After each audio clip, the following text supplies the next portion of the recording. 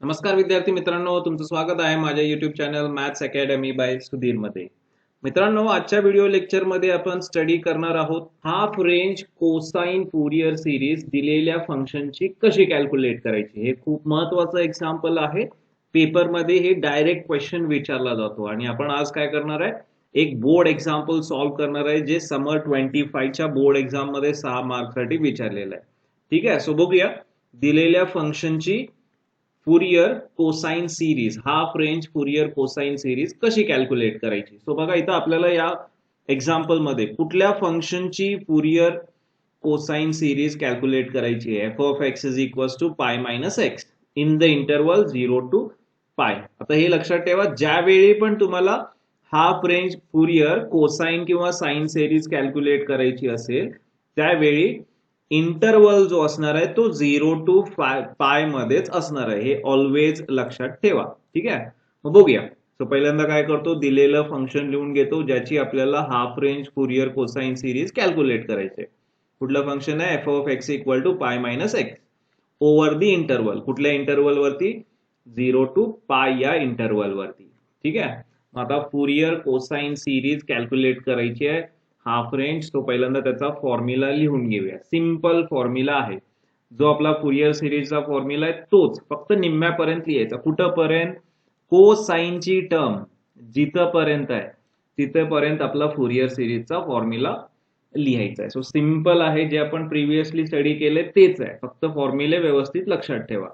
Okay, so काय येणार बघा, मग formula half range Fourier cosine सिरीजचा f of x equal to, okay, so cosine series ज्यावेळी पण येईल त्यावेळी bn हा कोइफिशियंट 0 असतो. a नॉट आणि an कोइफिशियंट आपल्याला शोधायचे असतात. ओके, बघा फॉर्म्युला काय येणार, मग a nought by 2 plus summation n equal to 1 to infinity. पहिला समेशन कोणाची घेतो आपण, an ची. कोणासोबत, कॉस nx सोबत. ओके, म्हणून मी तुम्हाला म्हटलं होतं half range Fourier cosine series आलं की काय करायचं, आपला फुरियर सिरीजचा फॉर्म्युला कुठेपर्यंत लिहायचा, कॉसच्या टर्म पर्यंत लिहायचा.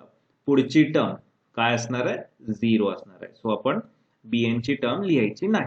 ओके, लक्षात आलंय कसं लक्षात ठेवायचं. आणि हेच जर हाफ रेंज साइन सिरीज म्हटलं तर फक्त काय करायचं, साइनची टर्म लिहायची. हे दोन्ही टर्म लिहायच्या नाहीत. म्हणजे काय येणार formula, summation n equal to 1 to infinity bn. bn सोबत कोण लिहितो आपण, साइन nx. झालं, एवढं सिंपल आहे. कोसाइन सिरीज विचारू देत किंवा साइन सिरीज विचारू देत, काहीही अवघड नाही. ठीक आहे, साइन सिरीज आलं की फक्त साइनची टर्म असणारी आपल्याला सोडवायची आहे आणि कोसाइन सिरीज आलं की ए नॉट आणि कॉसच्या टर्म पर्यंत आपल्याला सोडवायचं आहे. ओके, लक्षात आलंय.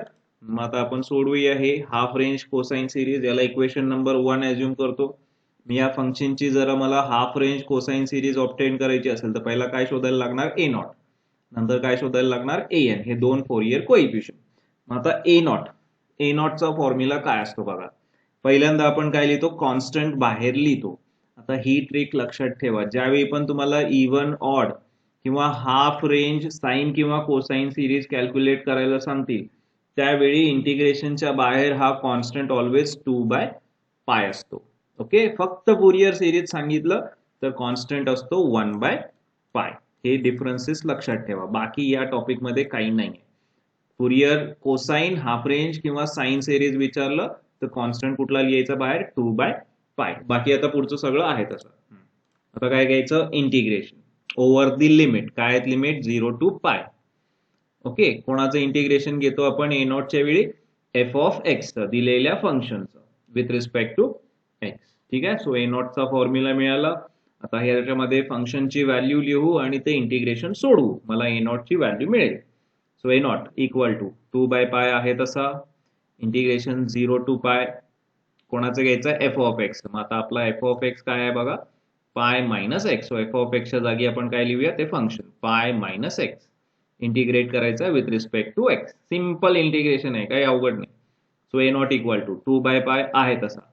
ठीक आहे, आता बघा हे इंटिग्रेशन सोडवायचं आहे. काय दिसते इंटिग्रेशन मध्ये, मला दोन फंक्शनची सबट्रॅक्शन दिसते.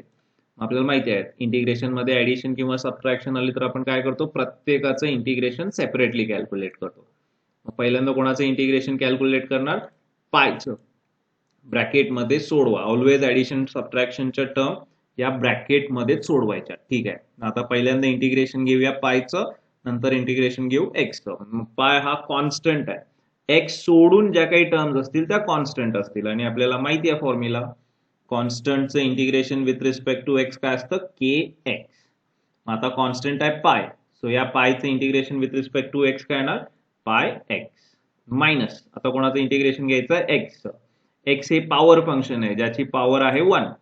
काय फॉर्म्युला असतो पॉवर फंक्शनच्या इंटिग्रेशनचा, x raise to power plus 1 divided by power plus 1. आता इथं पॉवर आहे 1, सो एक्सचं इंटिग्रेशन काय येणार, एक्स रेस टू 1 प्लस 1 म्हणजे काय 2 डिवायडेड बाय 2. ठीक आहे, सो इंटिग्रेशन घेतलं. आता जे इंटिग्रेशन आलंय ते लिमिट ऑफ इंटिग्रेशन्स मध्ये लिहूया. काय आहेत आपल्या इंटिग्रेशनचे लिमिट, 0 टू पाय. ठीक आहे, ओके.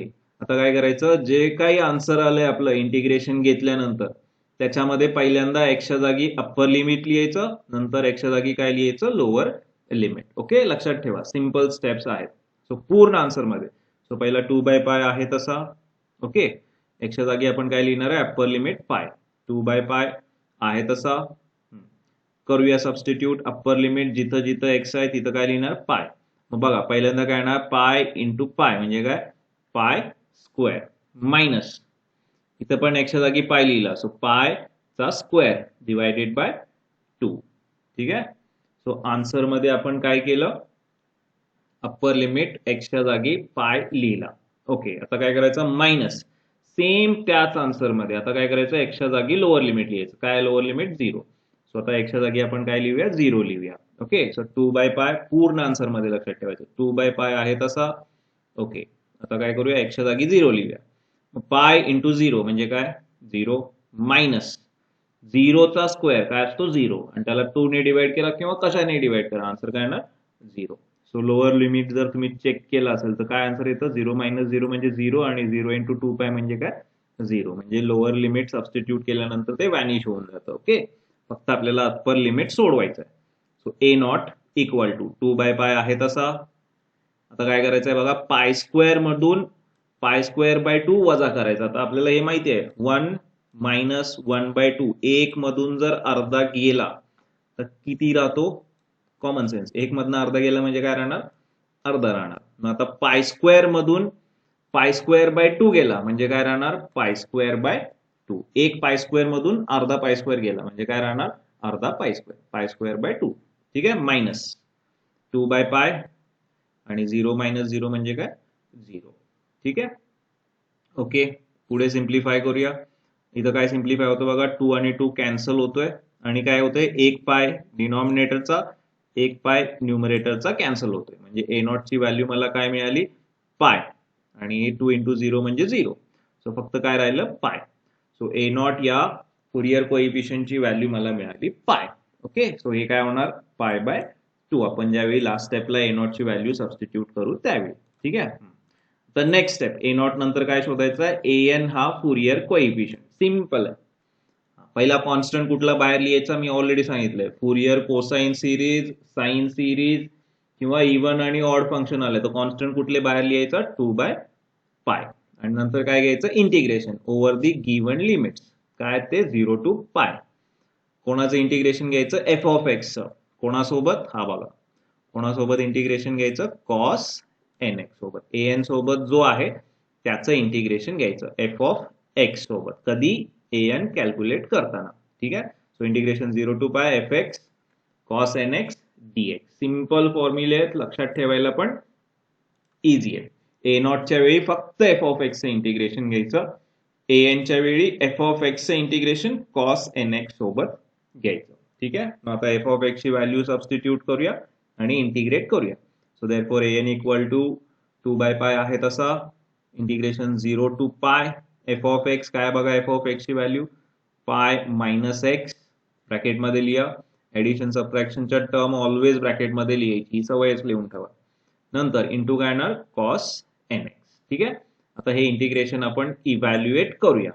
कसं इव्हॅल्युएट करणार, पाय मायनस एक्स हे कुठलं फंक्शन आहे, अल्जेब्राइक फंक्शन आहे, आणि कॉस एन एक्स हे कुठलं फंक्शन आहे, ट्रिग्नोमेट्रिक फंक्शन आहे. मग आपल्याला माहिती आहे ज्यावेळी पण अल्जेब्राइक आणि ट्रिग्नोमेट्रिक फंक्शनची मल्टिप्लिकेशन इंटिग्रेशन मध्ये येईल त्यावेळी ते इंटिग्रेशन सोडवण्यासाठी आपण कुठला रूल यूज करतो? Generalise by parts rule. Okay, simple आहे जनरलाइज बाय पार्ट्स रूल. काय करायचं? पहिलं आहे तसं फंक्शन ठेवायचं, नंतर काय करायचं? दुसऱ्याचं इंटिग्रेशन. मायनस, आता इथून पुढे सोपं आहे. काय करायचं? पहिल्याचं डेरिव्हेटिव्ह, दुसऱ्याचं इंटिग्रेशन. मायनस नंतर प्लस, पहिल्याचं डेरिव्हेटिव्ह, दुसऱ्याचं इंटिग्रेशन. प्लस नंतर मायनस, परत पहिल्याचं डेरिव्हेटिव्ह, दुसऱ्याचं इंटिग्रेशन. कंटिन्यू करत जायचं जोपर्यंत डेरिव्हेटिव्ह 0 येत नाही तोपर्यंत. फक्त पहिली टर्म व्यवस्थित लिहा. कशी लिहायची पहिली term? First as it is आणि दुसऱ्याचं इंटिग्रेशन. ठीक आहे, ओके. मग बघूया आता, अप्लाय करूया हा generalise by parts rule. So N is equals to 2 by pi. आता याच्यामध्ये यू ची व्हॅल्यू म्हणजे काय? पाय मायनस एक्स आणि व्ही ची व्हॅल्यू म्हणजे काय? Cos N X. ठीक आहे, जो काही बाय पार्ट्स रूल अप्लाय करणार आहे तो ब्रॅकेटमध्ये अप्लाय करा. ऑलवेज लक्षात ठेवा, रूल किंवा ऍडिशन सबट्रॅक्शनच्या टर्म या ऑलवेज ब्रॅकेटमध्ये लिहायला विसरायचं नाही. ठीक आहे, काय आपला जनरलाइज बाय पार्ट्स रूल? पहिलं फंक्शन आहे तसं. कुठलं आहे पहिलं फंक्शन? पाय मायनस एक्स आहे तसा, इनटू दुसऱ्या फंक्शनचं इंटिग्रेशन. कोण आहे दुसरं फंक्शन? Cos N x. काय असतं कॉस एन एक्सचं integration? Sine N x upon n एक्सचा कोएफिशियंट जो काय असेल तो डिवाइड करायचा. सो कॉसचं इंटिग्रेशन साइन आणि एक्सचा कोएफिशियंट डिवाइड करायला विसरायचं नाही. मग आता डायरेक्ट फॉर्म्युलाच आहे आपल्याकडे. कॉस एन एक्स इंटिग्रेशन काय ना? Sine N x upon N. ठीक आहे, नंतर दुसरी टर्म लिहिताना साइन काय? मायनस. ओके, आता काय करायचं? पहिल्याचं डेरिव्हेटिव्ह, दुसऱ्याचं इंटिग्रेशन. जोपर्यंत डेरिव्हेटिव्ह 0 येत नाही तोपर्यंत. हा बघा, मग आता पहिल्याचं डेरिव्हेटिव्ह घेऊया, ब्रॅकेट घालायला विसरायचं नाही.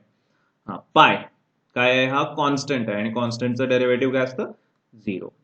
मायनस, आता काय करायचं? एक्सचं डेरिव्हेटिव्ह. एक्सचं डेरिव्हेटिव्ह एक्स सोबत काय असतं? 1. ठीक आहे, सो पहिल्याचं डेरिव्हेटिव्ह घेतलं, पायचं डेरिव्हेटिव्ह 0 मायनस एक्सचं डेरिव्हेटिव्ह 1 इनटू नंतर काय करायचं? दुसऱ्याचं इंटिग्रेशन. सिंपल रूल आहे जनरलाइज बाय पार्ट्स रूल. आता इंटिग्रेशन घेत असताना पहिला कॉन्स्टंट बाहेर लिहा. एक्स नसणाऱ्या टर्म कॉन्स्टंट. कुठला कॉन्स्टंट आहे? मग डिवायडेड बाय एन हा कॉन्स्टंट आहे, सो इंटिग्रेशनच्या बाहेर लिहितो. आणि इंटिग्रेशन कोणाचं घेणार? फंक्शनचं. कुठलं आहे फंक्शन? Sign N x. मग जसा कॉस एन एक्सचा इंटिग्रेशनचा फॉर्म्युला तसा साइन एन एक्सचा इंटिग्रेशनचा फॉर्म्युला. काय असतं साइनचं integration? Minus cos. So sine n एक्सचं integration minus cos N x आणि त्याला डिवाइड करायचं एक्सच्या कोइफिशियंटने. काय तो? एन. ठीक आहे, सो काय ना साइन एन एक्सचं integration minus cos N x आणि डिवायडेड बाय एन. ठीक आहे, मग डिनॉमिनेटरला बघा एन आणि हा इंटू एन काय होणार? N square. ठीक आहे, ऑलरेडी एक एन होता आणि डेरिव्हेटिव्ह घेतल्यानंतर एक एन आला म्हणजे एन इंटू एन काय होणार? N square. ठीक आहे, मायनस नंतर आता तिसऱ्या टर्मला मायनस नंतर साइन काय द्यायचं? प्लस. पहिल्याचं डेरिव्हेटिव्ह, 0चं डेरिव्हेटिव्ह 0, 1चं डेरिव्हेटिव्ह पण काय?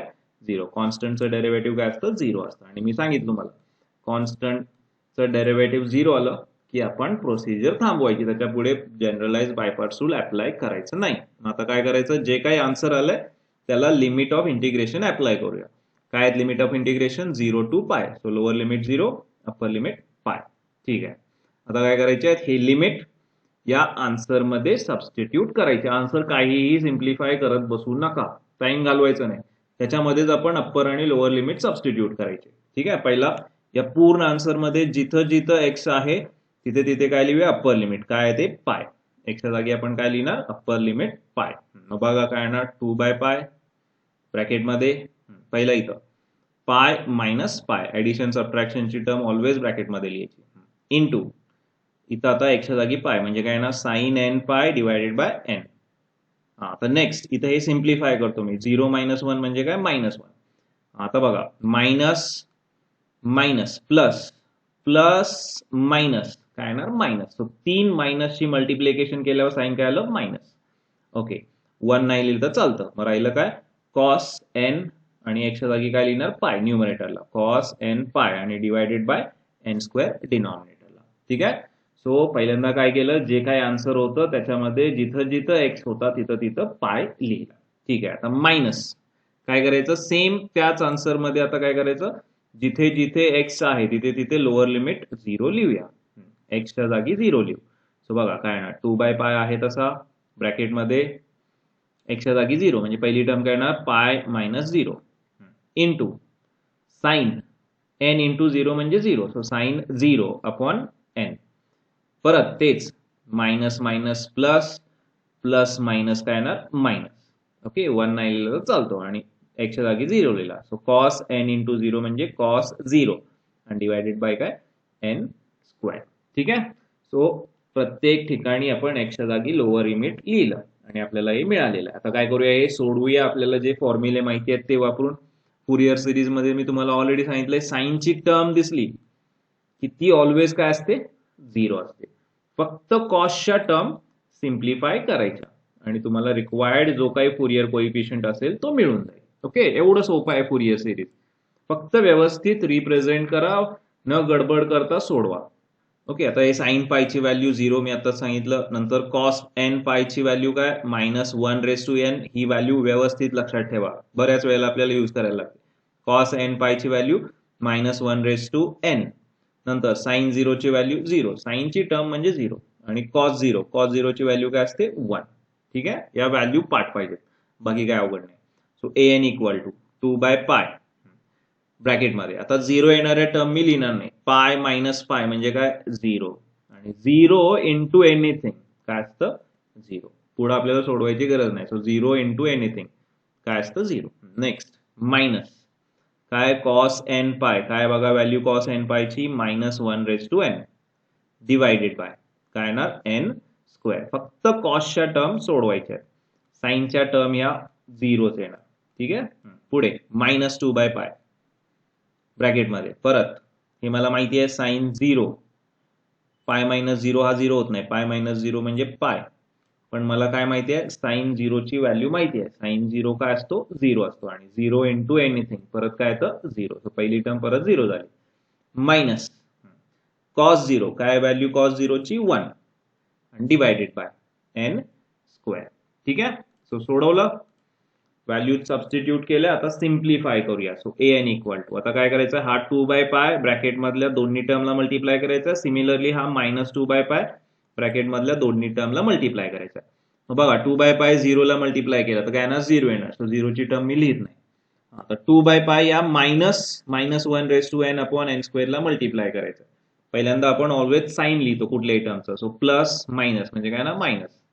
ओके, 2 न्यूमरेटरला मल्टिप्लाय करायचा, पाय n² ला मल्टिप्लाय करायचं. सो 2 इंटू इथं न्यूमरेटर 1 आहे. So 2 into 1 2 divided by pi into n², पाय n² आणि राहिलं काय -1/n आहे तसा लिहा.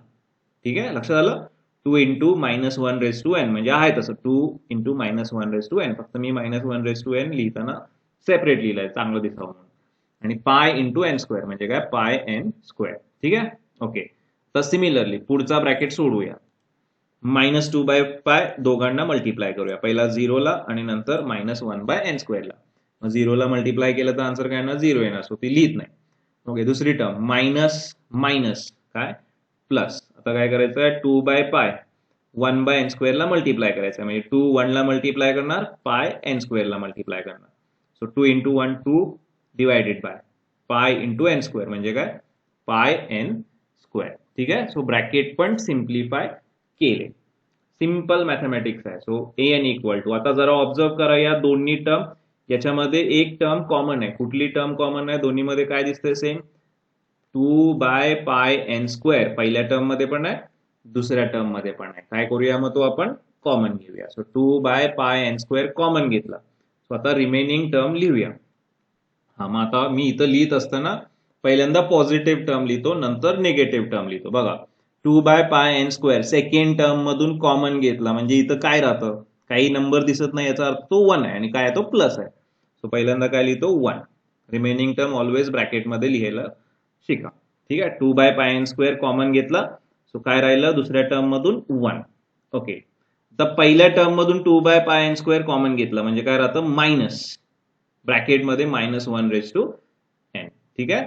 सो निगेटिव्ह टर्म मी दुसऱ्यांदा लिहिली. सो पहिल्या टर्म मधून बघा 2/πn² कॉमन घेतलं तर काय राहतं -1/n. ठीक आहे, लक्षात आलं. सो हे काय झालं आपलं an ची व्हॅल्यू. याच्या पुढे आता काहीही सिम्प्लिफाय होत नाही. सो रिक्वायर्ड दोन्ही फुरियर कोइफिशियंट मी कॅल्क्युलेट केले, a0 आणि an. आता काय करायचं, या दोन्ही व्हॅल्यू आपल्या फुरियर सिरीजच्या फॉर्म्युल्यामध्ये सबस्टिट्यूट करा. मला काय मिळेल, रिक्वायर्ड फुरियर कोसाइन सिरीज मिळेल, half range Fourier cosine series मिळेल. बघा इतके सिंपल एक्झाम्पल्स आहेत, 6 मार्कासाठी विचारतात. ओके, सो इक्वेशन 1 मध्ये a नॉट आणि an ची व्हॅल्यू सबस्टिट्यूट करूया. पहिला बघा f of x, left hand साइडला एफ ऑफ एक्स ची व्हॅल्यू लिहायची आहे. काय एफ ऑफ एक्स ची व्हॅल्यू? Pi minus x. याचीच आपल्याला half range Fourier cosine series calculate करायची आहे. सो पाय मायनस एक्स ची हाफ रेंज कोसाइन सिरीज काय आली बघा, ए नॉट. काय नॉट? पाय डिवाइडेड बाय काय? 2. सो पाय डिवाइडेड बाय 2 प्लस नंतर काय? Summation N equal to 1 to infinity A N. काय बघा, ए एन ची value 2 by pi N square into 1 minus minus 1 raise to N आणि इंटू एन ला कशाने मल्टिप्लाय करायचा आहे? Cos N X. हा जो ए एन आपला मिळालाय त्याला कॉस एन एक्स ने मल्टिप्लाय करा. ओके, सो आपल्याला required half range Fourier cosine series मिळाले. फक्त लास्ट स्टेपला लक्षात ठेवायचं, समेशन मधून कॉन्स्टंट बाहेर लिहायला शिका. ठीक आहे, समेशन असू दे, इंटिग्रेशन असू दे, डेरिव्हेटिव्ह असू दे, कॉन्स्टंट हे ऑलवेज बाहेरच लिहायचे. ठीक आहे, सो काय येतं बघा मग last step, pi minus X equal to pi by 2 आहे तसा प्लस. मग आता समेशन, ही आपली समेशन आहे. कुठला कॉन्स्टंट आहे? 2 बाय पाय. कॉन्स्टंट कसं आयडेंटिफाय केलं मी? एन सोडून जे काय राहिले ते कॉन्स्टंट आहे. मग एन सोडून कोण राहतं? 2 बाय पाय कॉन्स्टंट आहे. सो काय करूया, समेशनच्या बाहेर लिहू. मग समेशन मध्ये काय येणार? 2 बाय पाय बाहेर गेला म्हणजे 1 बाय एन स्क्वेअर आणि ही रिमेनिंग टर्म. ठीक आहे, बघा 2 बाय पाय समेशनच्या बाहेर घेतला. मग समेशन मध्ये काय राहणार? 1 बाय एन स्क्वेअर, बाकी सगळं आहे तसं, 1 minus minus 1 raise to N into cos N x. आणि हीच काय आहे? दिलेल्या फंक्शन पाय मायनस एक्स ची half range Fourier cosine series आहे, जे समर 25 मध्ये 6 मार्क्ससाठी एक्झाम्पल विचारले. बघा मित्रांनो, इतकं सिंपल आहे half range Fourier cosine series obtain करणं. आणि मी हाफ रेंज साइन सिरीजचा फॉर्म्युला तुम्हाला सांगितलेला आहे. काय करायचं आहे? हाफ रेंज साइन सिरीजला पहिल्या दोन्ही टर्म 0 असतात. फक्त कुठली टर्म असणार आहे? तिसरी टर्म, म्हणजे summation N equal to 1 to infinity bn sine N x. ही सोडवा, bn सोडवा, तुम्हाला काय मिळेल? Fourier half range sine series. Okay, n x bn चा फॉर्म्युला काय येणार? an च्या जागीच काय? bn 2 by pi integration 0 to pi f of x. कोणासोबत इंटिग्रेट करायचा? साइन एन एक्स सोबत. झालं, एवढं सिंपल एक्झाम्पल आहे. सो मी तुम्हाला हा होमवर्क देऊन जातो. याची half range Fourier sine series calculate करा आणि हा माझा व्हॉट्सअप नंबर आहे, त्याच्यावरती सेंड करा. पाय मायनस या फंक्शनची Fourier sine series, half range Fourier sine series calculate करा आणि आन्सर माझ्या व्हॉट्सअप नंबरवरती पाठवा. सो मित्रांनो, जर तुम्हाला माझा व्हिडिओ आवडला असेल तर माझ्या युट्यूब चॅनलला नक्की लाईक, शेअर आणि सबस्क्राईब करा आणि तुमच्या व्हॅल्युएबल कमेंट्स जरूर कमेंट बॉक्समध्ये करा. तुम्ही सर्वांनी व्हिडिओ शेवटपर्यंत बघितला त्याबद्दल सर्वांचे धन्यवाद.